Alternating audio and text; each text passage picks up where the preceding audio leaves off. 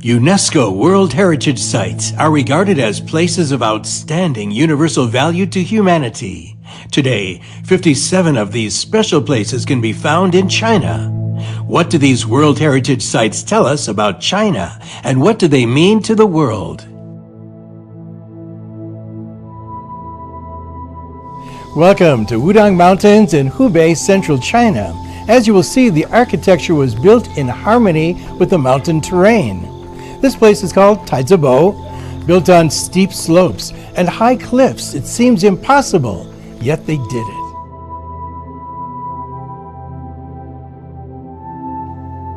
The ancient building complex in the Wudang Mountains was inscribed by UNESCO on the World Heritage List in 1994.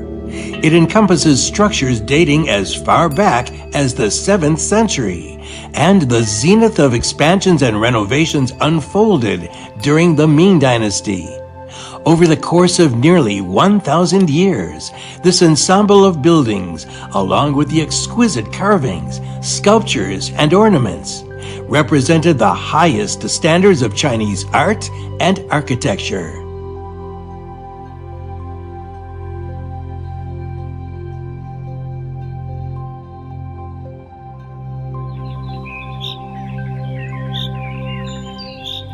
This is the Purple Heaven Palace, and it's one of the best preserved palaces in Wudang Mountain.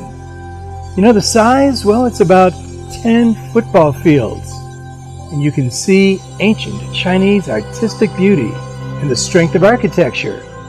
You can see photos of this place, but it's nothing like being here and feeling the history of China. Constructing buildings in rugged mountain terrain requires a careful blend of human ambition and nature's constraints.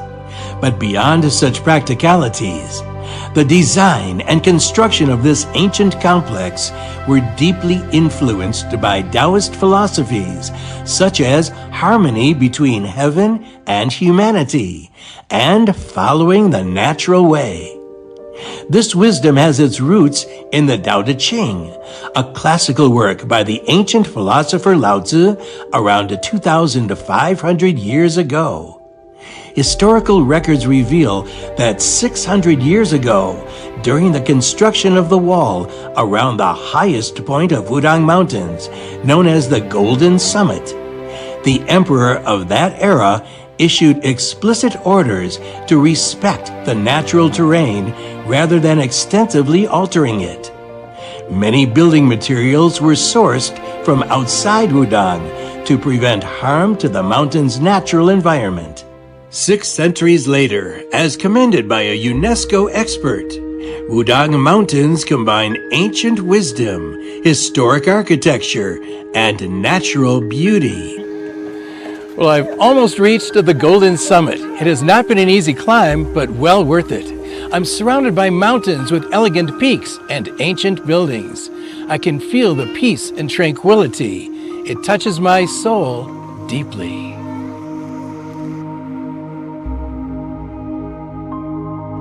Wudang Mountains offer more than astonishing views, but also a rich cultural heritage. This area is renowned not only as a center for Taoism, but also as the birthplace of Taiji, a school of Chinese martial arts. I recently learned about an American named Jake, who has made Wudang his home for more than a decade, dedicating his life to the practice of Taiji. Today, he shares his love for the treasures of traditional Chinese culture with people from around the world.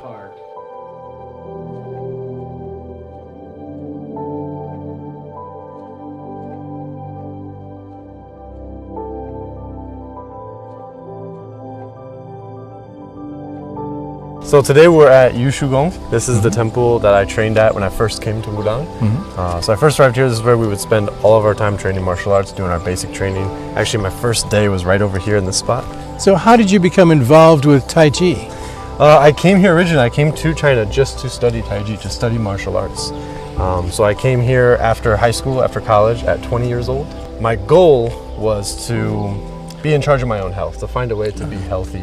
Many people are confused. What is the difference between Tai Chi and Kung Fu? So Kung Fu is a pretty broad term. It comes from the term Kung Fu, which just means skill over time. But Kung Fu just means martial arts in general. Tai Chi is a specific type of martial arts. It's typically done slow, but there is like physical application, there are techniques, but there's also a big grounded part of philosophy and of health cultivation. Mentioning philosophy, is there a connection between Chinese wisdom and Tai Chi? Of course. So here we practice Taoism, that's the philosophy and the religion here, and you can't really separate that from what we do when we practice Tai Chi. A lot of the elements are very similar. So when we talk about yin-yang or Tai Chi theory, it's the balance of polar opposites. And so that's a really integral part to Chinese culture and specifically to Taoist philosophy. So they're very connected. I think Tai Chi is the great equalizer. Whatever you do in life, Tai Chi can give you benefits because it's about correcting posture, it's about being soft, it's about being fluid. While I am hardly going to become a Tai Chi master in such a short time, I'm really drawn to a way of life that seeks to blend knowledge and action and harmonize humanity with nature. Well, Jake, this is a perfect place to have some tea, and I feel that we're really close to nature. How do you feel? Yeah, I feel great. This is definitely connected to our practice. We're always this close to nature. It's how we get our inspiration. As Tai Chi practitioners, we're always trying to emulate water. We're trying to emulate the mountain. And I think being close to nature allows you to have a better idea about that. We talk about water being soft. When we practice Tai Chi, we also talk about soft movement, deflecting force. There's not a lot in our practice where we try to go against the current. We try to find a natural way. So it's about finding effortless action.